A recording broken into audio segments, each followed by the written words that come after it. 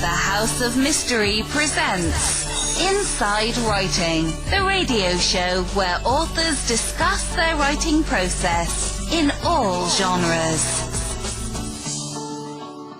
Welcome back into the House of Mystery, and of course I'm Al Warren, and co-hosting today from the east, from the Boston, smoky Boston area. And that's not because of the fires. But we've got Marty. No, you don't like Marty? that one? Yeah, No. I thought, I was trying to shorten. David I think North, Rose is better. Rose, yeah, David Rose Martino in Boston. That's because he kills the ladies and leaves a rose on their bed. No, not really. Don't tell my wife. Yeah. Well, no, she doesn't listen. Don't worry about it. You don't let her listen. She's not allowed to listen. So anyway, enough of that goofy stuff. I was like, so now today we've got all-important guest, exclusive from Creative Edge. Of course, Big Mickey. You're so fine, Mickey. So today we are running. He's just like, I don't even know what to call him, but he's got books. He's done some acting. He's done some, you name it. Fitness. He does it all. So, Mr. Ace Antonio Hall, thank you for being here. That must have been one of the most eloquent introductions I've ever had. Thanks for having me. You haven't been introduced very much then.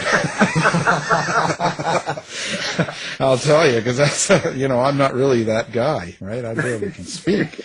I don't even know why they've got me here. God, I said I hardly walk and talk, and I'm colorblind, and geez. Wow. So, you have got quite a career going on, you kind of do it all in a sense. Who is Ace Hall? Who are you then, and why have you had such a wild life, sort of? Wow, that's a great question. I'm a creative, and I think I, just through osmosis, through DNA, got that from, genetically from my father, who was an artist, a painter, a poet. He wrote some classic jazz songs, So What by Miles Davis. Now, they just walked off the stage.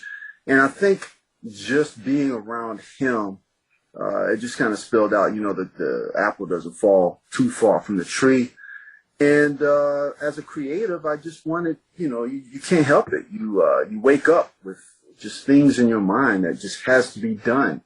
And so I delved in a lot of different things until I found my niche, I guess you could say.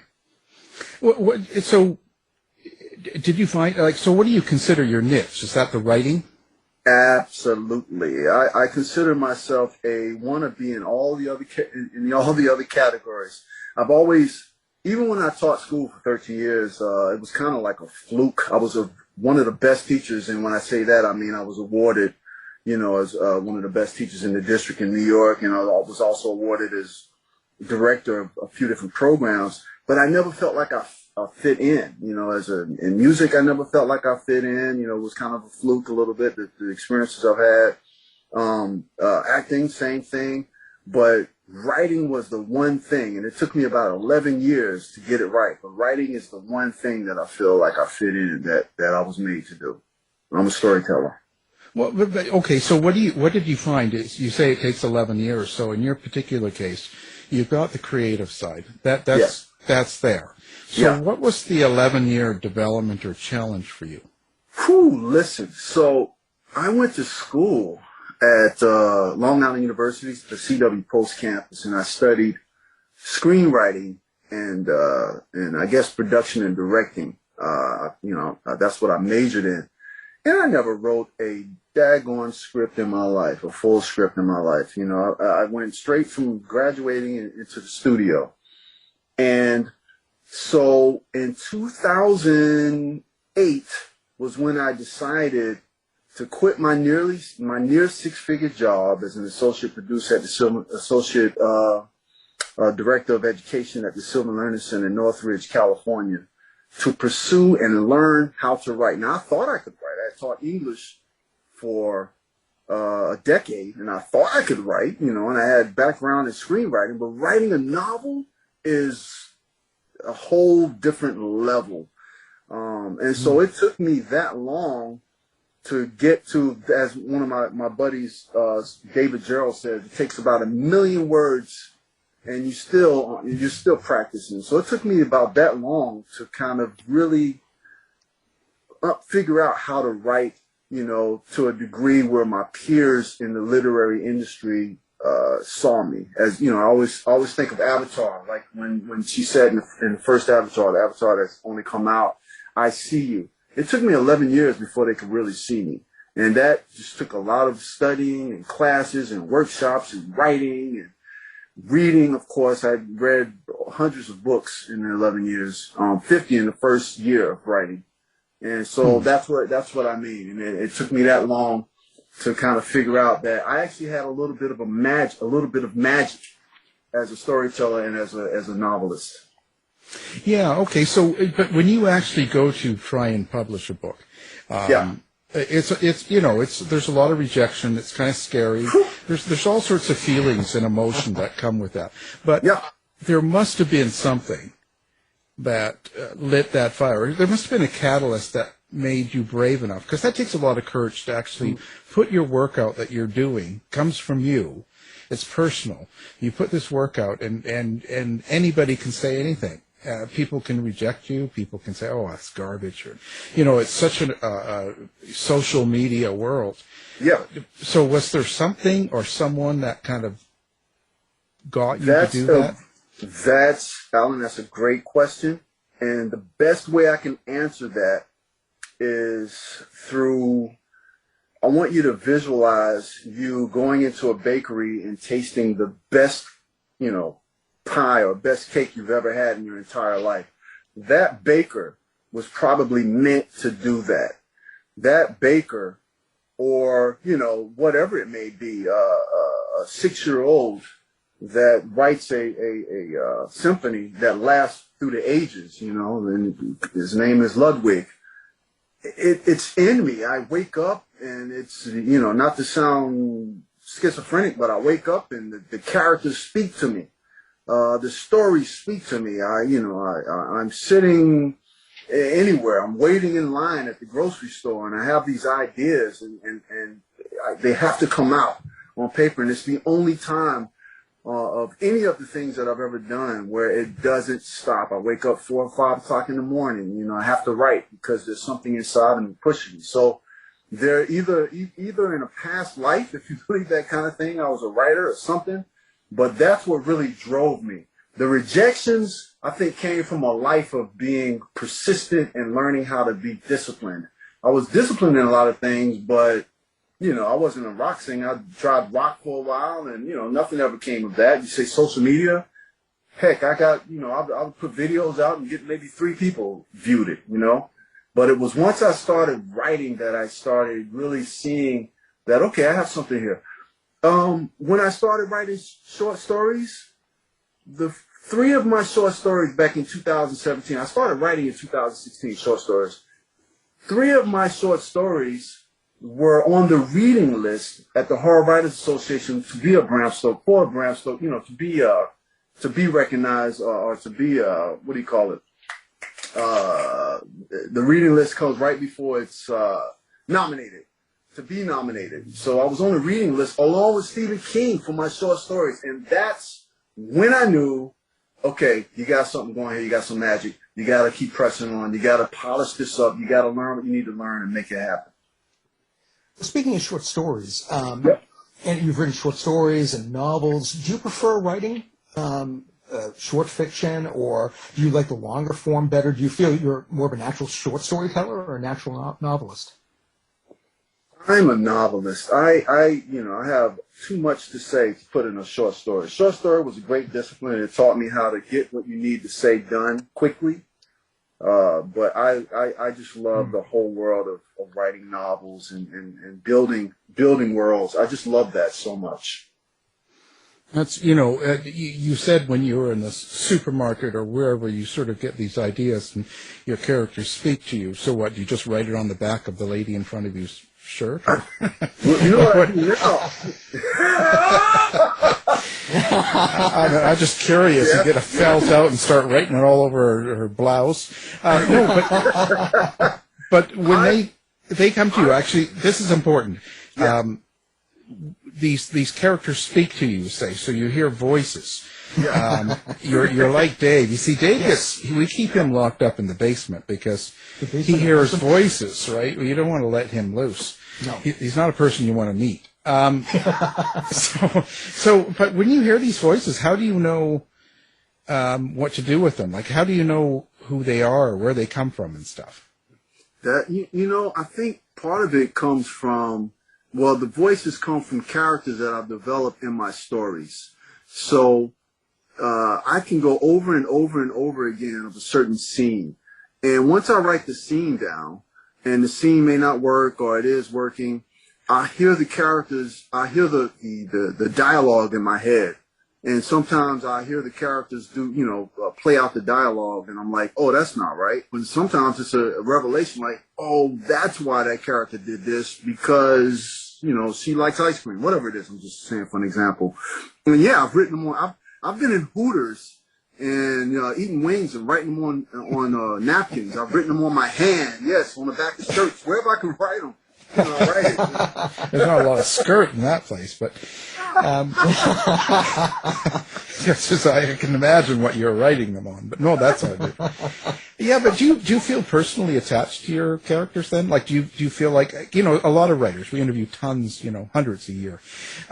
So in fiction, they have these, this creative process. So do you feel like they're your family or your friends, or do you like your kids? Like, where do you stand with your characters? For one, I feel like they're not family because I try to put them through as much turmoil as I can possibly put them through. So, and maybe I, did that earlier to my brother, but if it's not family, and as far as being attached, yes, I do feel a certain attachment to them, but I've learned also that I have so many characters. I always start off with a million characters, and I have to just kill them off or get rid of them or convert them into one. So, I guess I am a little attached to them, but not to the point where, they control me. And that's what I'm saying now, but... Well, just wondering, I've had a character once that was in one novel and then just like showed up in another novel. And just said, "I'm here, and you're gonna write me into this novel." I was just wondering, have you had any of your characters ever done anything that maybe surprised you? Yes, absolutely. One of my characters that I'm writing now, I started out as, I wanted that character to be benevolent and just a really good character, and I realized that character was a killer. That surprised me. Yeah. Interesting.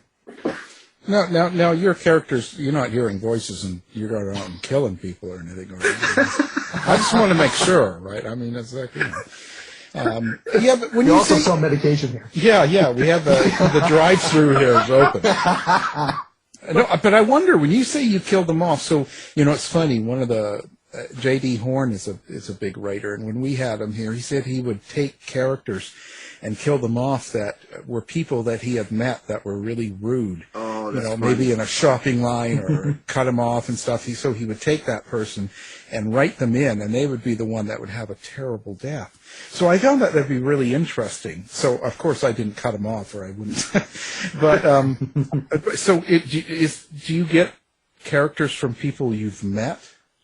Yes, but I don't punish. I don't find a person that I met and want to punish them as a character. I don't do that. But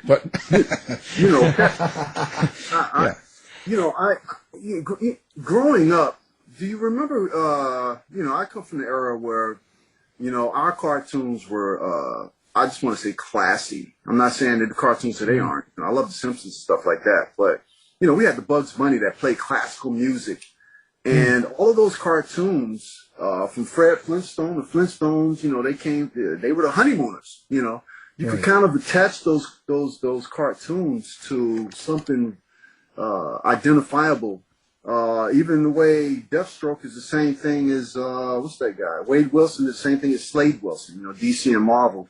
And I think from being exposed to so many stories, being exposed to so many films, TV, and people in real life, you can't help but take certain personalities and put them into a character, So, I mean, it's a melting pot of all the different experiences that I've had visually and all, and just through experiences.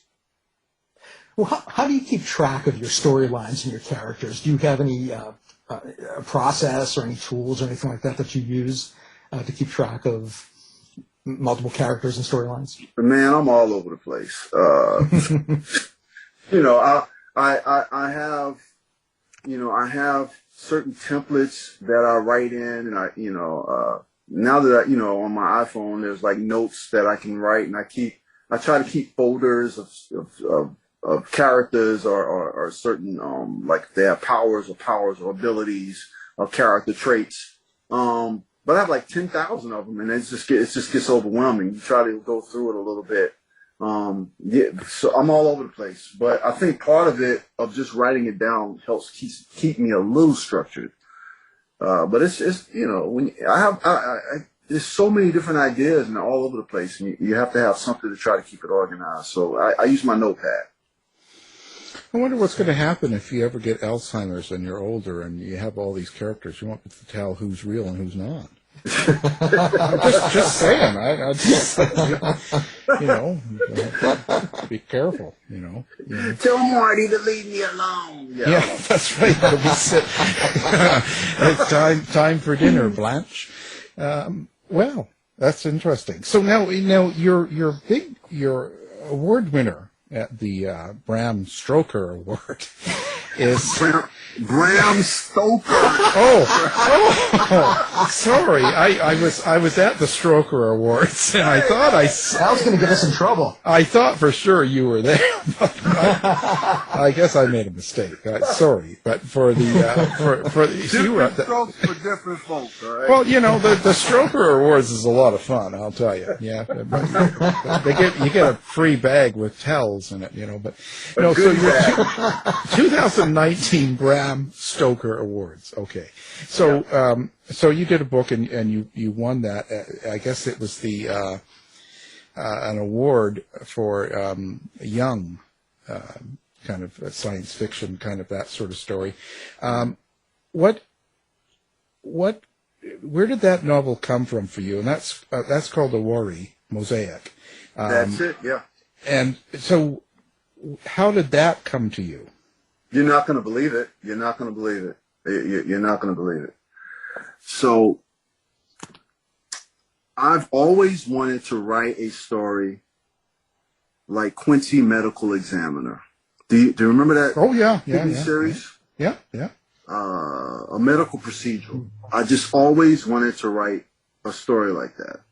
And maybe after watching The Hound of Baskerville, the old one, the original one, about the fourth time, an idea came to me. Now, the two don't even collide. I mean, the two don't correspond, but somehow or another, wanting to write a medical procedural and a detective story at the same time, Oware Mosaic was born. I don't believe it. Me neither. There has to be something.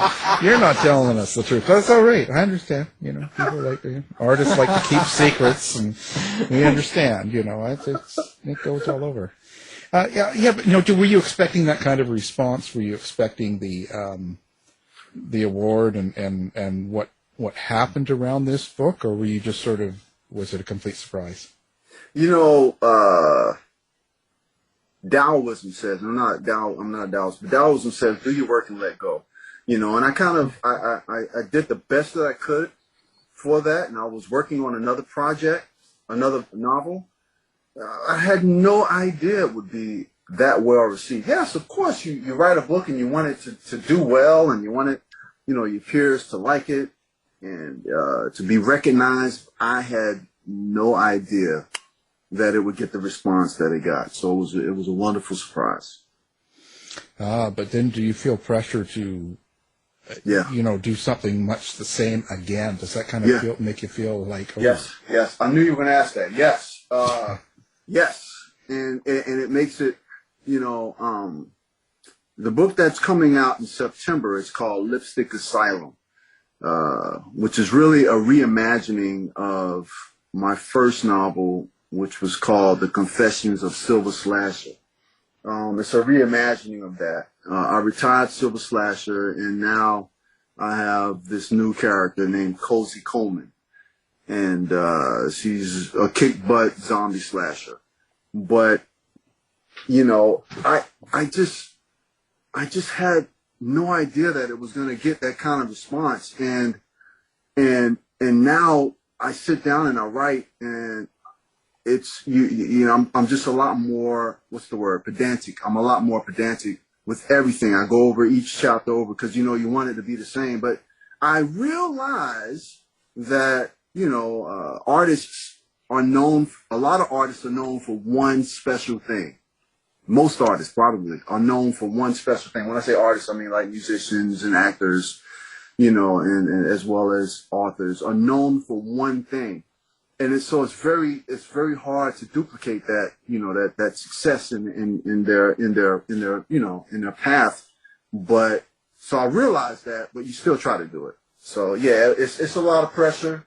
And the book that I'm writing now, it's taken about 2 years, and I have over 100,000 words, and I'm still cleaning and chopping stuff off and polishing it up. So yeah, it's a lot of pressure. Yeah, but does it change your focus in writing? Like when you look back and you kind of completed a lot of it, do you think that because you were in the back of your mind, you have this thought about, okay, after an award and doing a follow-up, does it make you rethink your writing a lot? No, it just makes me want to be better. If you like that, wait till my next book. It's going to be even better. And I'm trying to just make it, I guess every artist, if you've known anyone who's a creative and they let you see or hear something that they've done that hasn't reached the public yet, but they've done it a while ago, they always say, that's old. Here's some good stuff here, and you're like, hey, it hasn't even reached the public yet. This is some great stuff, man. That's okay. We're always trying to be better. And, so my next book, I'm pretty sure will be the narrative. The narrative will be stronger. The characterization will be stronger. The plot will be stronger. I'm going to make sure there aren't any plot holes. All the different things that I thought I kind of got wrong in the book that won the award, I'm going to try to make it better in the next book. Well, with you're just talking about how artists are known sometimes for one thing. And in that same vein, I was just wondering, I have some friends who have kind of lamented that they've been labeled zombie writers or vampire writers. And some have found peace with it. Do you ever worry about being, I guess, like typecast as a zombie author or anything like that? Not really, because, I mean, maybe, but I'm not really worried about it because I have, well, for one, my father created, I'm reintroducing a character that my father created in 1963.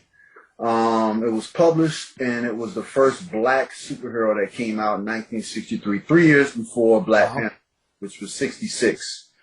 And so, thank you. And so I'm delving into a whole new world of superheroes. So I still want to attach the horror and sci-fi spin to it, but who knows what will happen from that? And it's still in the same multiverse of all these different characters I'm creating. So who knows?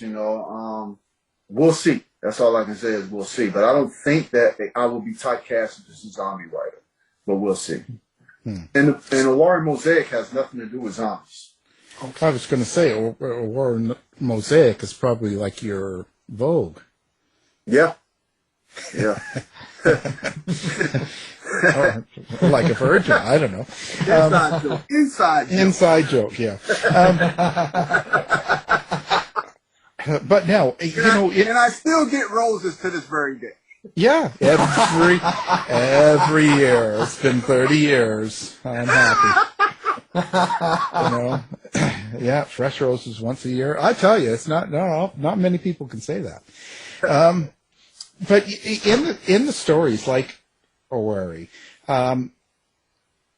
is there a subtext? Do you put some sort of, someone takes home the book and reads it, and of course they get the main theme, the story, they read about the characters, all that sort of stuff, the surface stuff. Is there a subtext, or is there something you want that reader to take home besides that? I think all writers have like a little subtext, whether they admit it or not. What they really are writing the story for, and sometimes I think the key is to almost keep it hidden, under layers. So either you're not too preachy, or you're not too intellectual, or you're not too cheesy, whatever it is. And so the subtext, part of the subtext there, has to do with just the way I believe the government or governments from different worlds are always going to be, are always going to be the oppressor.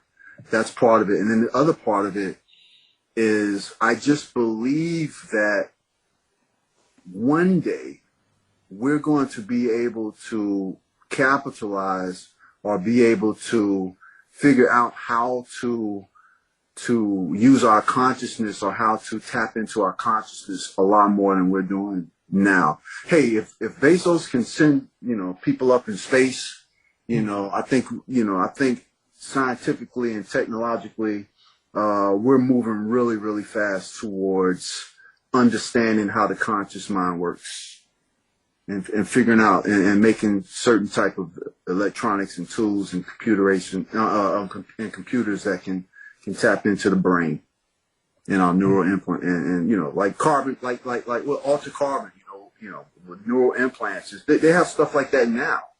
So the subtext is really about, opening up a whole new world of how we can tap into our consciousness.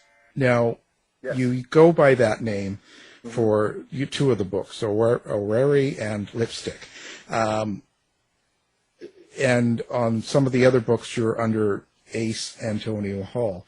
So me being a Canadian here, maybe explain where that comes from and what Nzondi is. Yeah. So so in 2017, first of all, my full name is, before I go into that, what happened in 2017, my full name is Asimandisi, which is ACE is the first three letters, which is really supposed to be pronounced Ase. Asimandisi Nzondi Hall. That's my real name.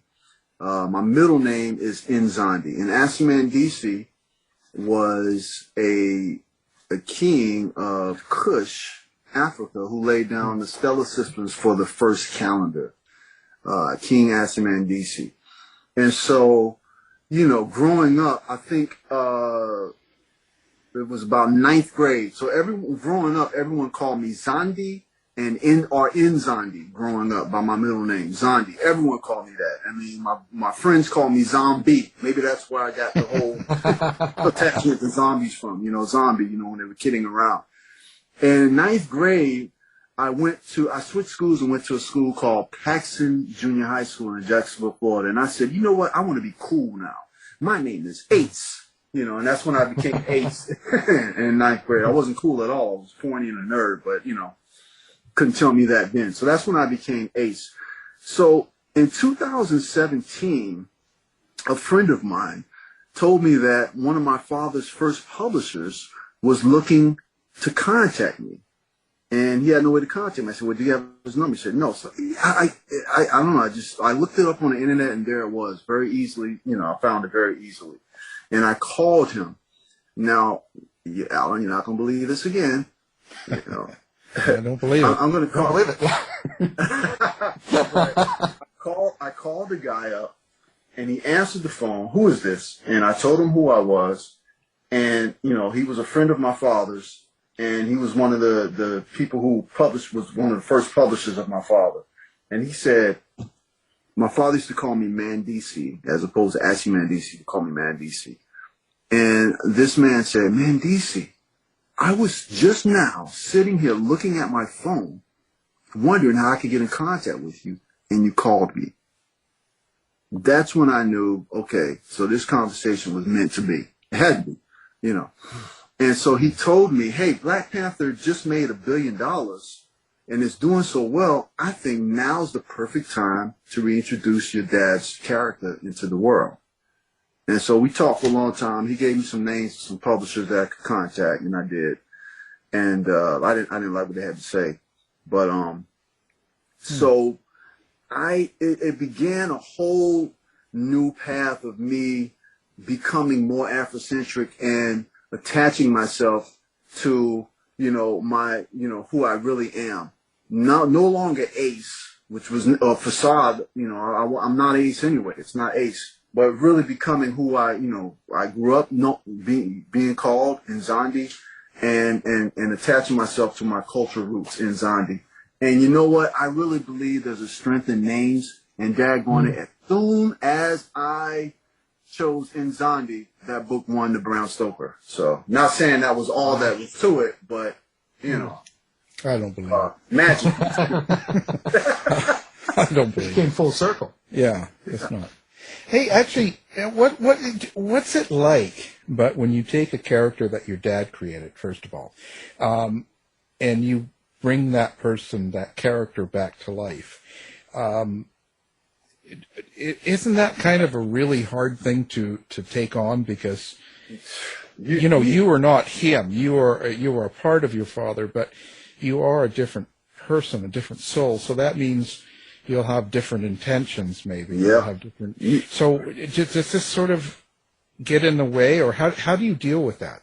You don't know the half of how hard it is. First of all, my father didn't give me much to work on. You know, the character has no secret identity, and you know, so it's just trying to, you know, the character was like, you know, who's like, I'm trying to think of a character. I guess no, because even Wonder Woman has a secret identity. I can't think of any characters right now who you see them as they are, you know.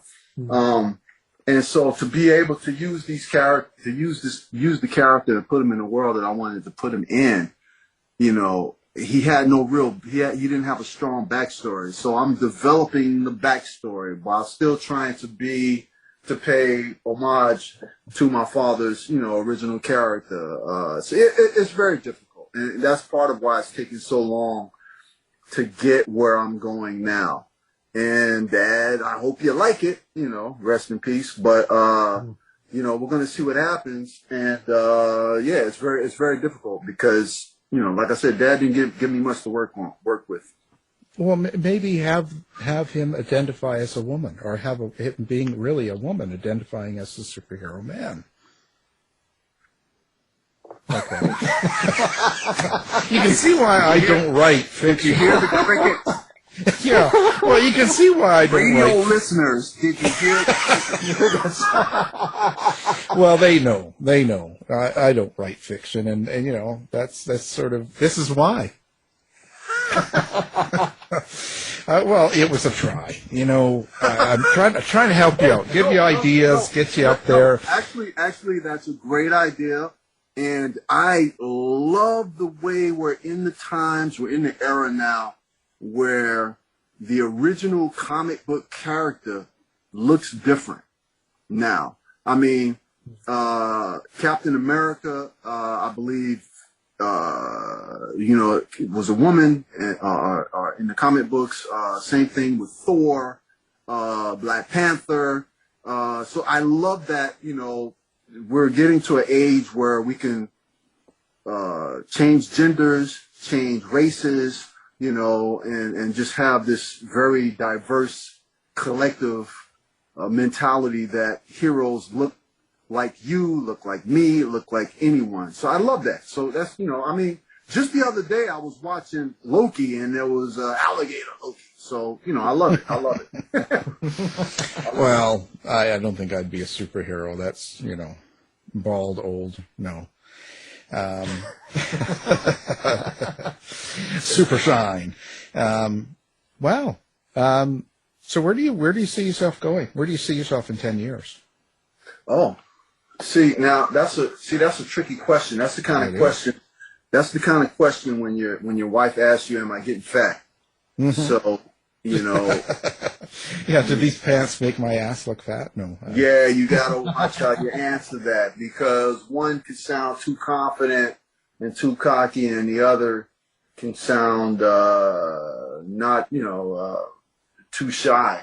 Okay. Well, without a conclusion, then maybe what are you looking to go towards? So without a conclusion and saying, "Oh, I'm going to be this," what's your kind of goal, or what are you looking to accomplish in the next 10 years? How's that? How about if I tell you what I would love? Okay.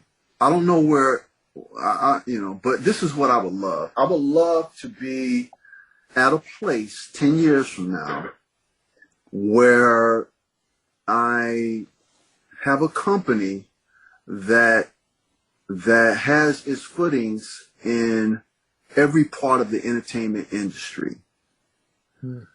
I would love that. I would love for video games, for virtual reality games, for board games, films, anime, animation, novels, and I even have some ideas for radio with writing. I would love to have a company that has, that has branches that touches all of those different, music that touches all of those different entities. I would love that.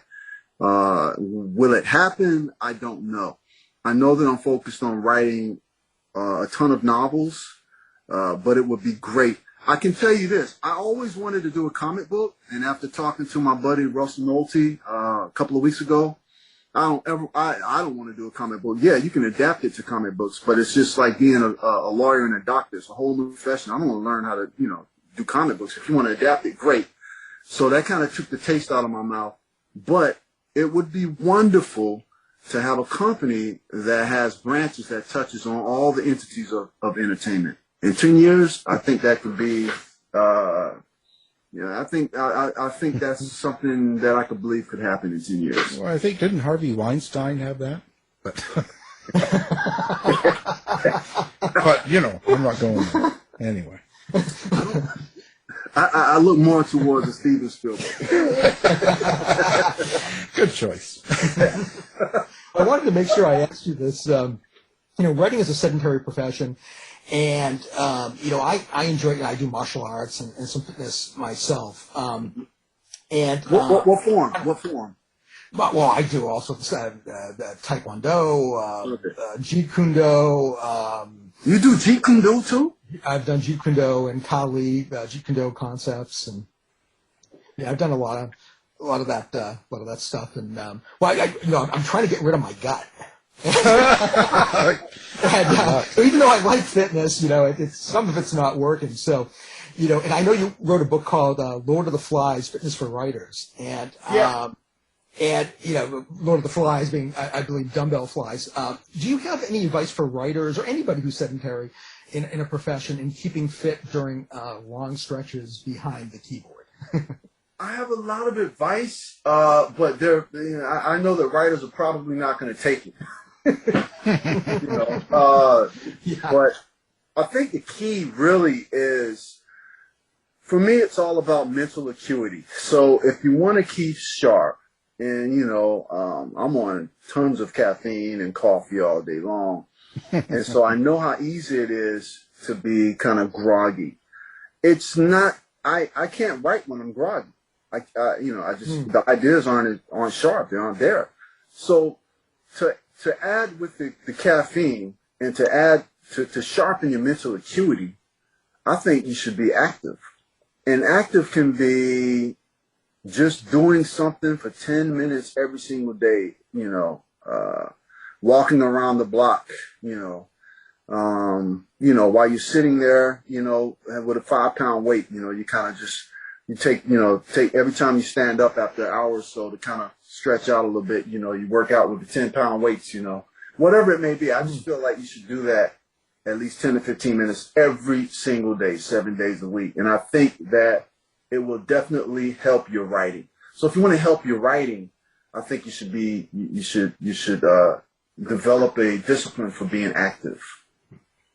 Absolutely. Yeah, stop eating fast food too. Yeah, just saying, you know. Don't look that. Yeah, you know. Now, how do you want people to find you?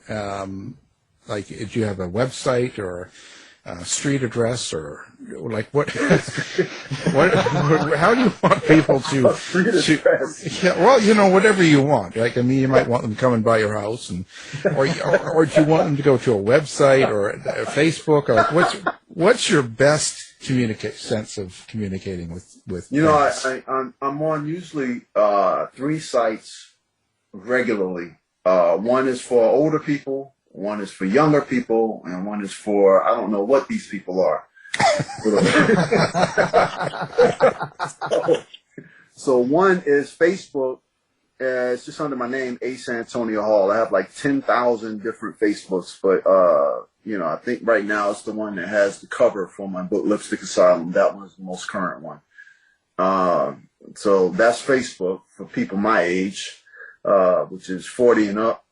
And for the younger group, I do have TikTok. I just, you know, I can't, I had to get rid of the app on my phone, because I get on TikTok and I'm like, oh my God, hours pass. I'm looking and laughing at all the videos. It's just, I can't do it. But I also have Instagram. So I love Instagram. I'm on Instagram every day. And, so, you know, you can find me on Instagram. Again, it's under my name, Ace Antonio Hall, and then parentheses, Nzondi. N as in Nancy, Z-O-N as in Nancy, D-I, Nzondi. And on Twitter, I'm on Twitter quite often. And a lot of my writer friends are on Twitter, and all kinds of friends are on Twitter.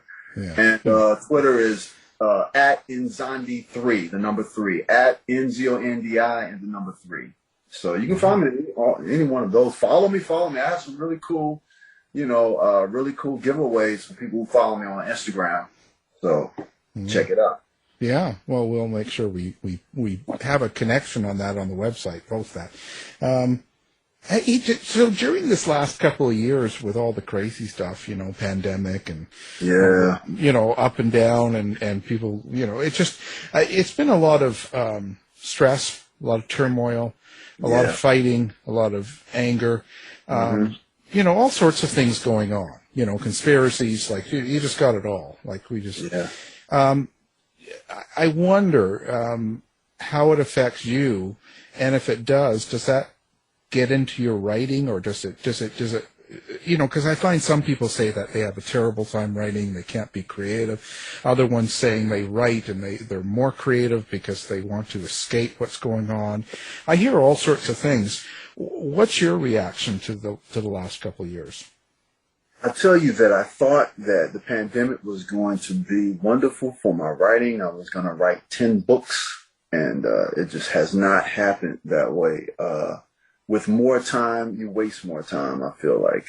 And so, although I try to stay disciplined and, I wake up 4 or 5 in the morning and write, there are also times that everyone has been touched, I believe, during the last year and a half of this pandemic, of finding sorrow and loss. And so I've definitely had my share of that, and that affected my writing in different ways. I try to take the sorrow, the pain, and convert it into something that could be therapeutic through my writing.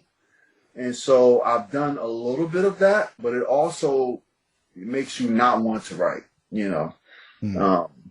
So I needed an escape, and part of that escape was I think I've watched more television than I ever have in the past year and a half. I used to laugh at people that binge watch. I'm like, how are you sitting there watching 4 or 5 hours of a TV show when you can be doing something productive?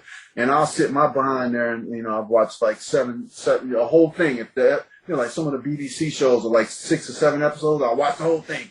Yeah. And so I found myself doing that a lot during this pandemic. And then having to kind of like taper down and say, you gotta get back to your writing, cause I used to write, when I sat down to write, and, I'd write, 6 hours, straight. And I haven't done that. I've done that maybe twice this whole pandemic. So I do like 2 hours here, 2 hours there. So it's definitely affected my writing, in many different ways. And it's also influenced my writing. I've tried to stay away from, at first I thought about infusing a pandemic-like atmosphere in some of my books, what's going on now. And it just didn't work. So I've stayed away, I've frayed away from that. I wonder if you'll look back in 5 years at what you've been writing during this time and think, and see some of the things in your writing when we're past all this. I definitely will, because one of my, something that directly affected me, this past year. So my brother was one of the first people to have COVID, right in March. And he went to the hospital 3 times and they turned him away saying he didn't qualify. He didn't have the, whatever they used to say back then in March, satisfy the conditions or have the symptoms. And so he went back 3 times, and then within a 5-day period, he passed away that 5th day. Sorry to hear that. Thank you. And, so he was there to drop my mother off, and then my mother passed away from respiratory about 2 months after that. And then one of my closest aunts, when my mother passed away, said she was ready to go. And I said, no, you come on, And she was having health problems. And 1 month after my mom's funeral, my favorite aunt, who took me to my first football game, she passed away only 3 days after getting COVID. So that was within a 2-3 month period, 3 favorite people in the world. And then 2 of my sisters got it, but they recovered. So the whole thing with my mom, I was lucky enough, the hospital after my brother, same hospital where my brother passed in, they let me see my mother after getting a lot of different permission. And that experience is like, it tears my heart just seeing her, there and no one else could visit her and during that whole time. That has gotten into my book. Part of that experience, I creatively put it into my book. So I definitely will be able to look back 5 years from now and see part of what I experienced, that pain. I wanted to capture that pain because, I feel like if you can I feel like everyone in this world can relate to pain. I don't care what age you are, I don't care if you're the Queen, Michael Jackson, I don't care who you are, Elvis, I don't care who you are, you're going to somehow, a parent having teenage kids, you're going to somehow experience pain. And so my goal is to tap into pain as much as possible and put my characters through as much as pain as possible, the kind of pain that the readers can relate to. Not to have dark, sad books, but to have moments of time in the adventures and the upbeat, part, to have those moments where people can relate to. So yeah, I'll look back and I'll see that, how the pandemic affected my writing. Absolutely. So Elvis is still alive? Yeah. You didn't know? No, nobody tells me these things. I tell you, Wow. I had a buddy that told me years ago, since you mentioned conspiracy theories, I had a buddy that told me years ago, he's a musician, he's an artist, and he told me years ago that, God, I can't say that guy's name. Let me think. Okay, he told me years ago that this particular artist, that Tupac asked this particular very famous artist, how could he disappear without anyone finding him? Right. And there was some other circumstances around, what Tupac asked this artist that makes me believe, even to this day, that Tupac is alive. So you never know. Elvis might be in. Well, yeah, you never know. Tupac, I'll give Madonna a call and see, because she used to date him. That was the good old days. But that was, that was a lot of fun back then. I still get my roses. So, I was going to say, it's certainly been a good conversation. We've certainly enjoyed having you on, and you have a lot of good things to say. So, Appreciate it. it's amazing. We'll share everything, of course, on our website and stuff like that. And we've learned a lot today. I can't believe how much we learned. But certainly, if you're in a supermarket and you see Ace, cover up anything that you got that's light color. Cover your skirts. Yeah, because he's just going to write all over you. Don't do that. Just don't stay. Just be aware. That's all. David, do we go by Rose, Marty? Well, we're trying to figure it out. I know, I answer to anything. I'm trying to figure it out. Trying to figure it out. Names have power, so because he sounds like a serial killer when you use his real whole name. DNM. DNM. I go by that too. Yeah. I like it. Yeah. Well, there you go. See, you're getting good. Well, and so now, and before we go, there's got to be what's your biggest secret? Well, my biggest secret. You mean besides the Madonna thing? Then no one knows what we're talking about. No, but we'll keep that secret. But you've got to have a secret, like a favorite food, favorite color. What is it that people that read your book and fans would be surprised to learn? How's that? So this was the first year too. July 4th is my birthday. And I'm a health guy. People know that I love peach cobbler, but I really only eat peach cobbler like probably 2 times a year, somewhere around Thanksgiving. And then 9 months out the year, I'm trying to stay sugar free. I won't even have mix with sugar in it, Yeah. And every 4th of July, except for this year, every single 4th of July, I go to this place called Johnny Rebs in California, and I order $40 worth of peach cobbler, big giant pan worth of peach cobbler, and I eat it all by myself like it did 2 or 3 days. There you go. I don't believe it. Yes. They make it with drop biscuit.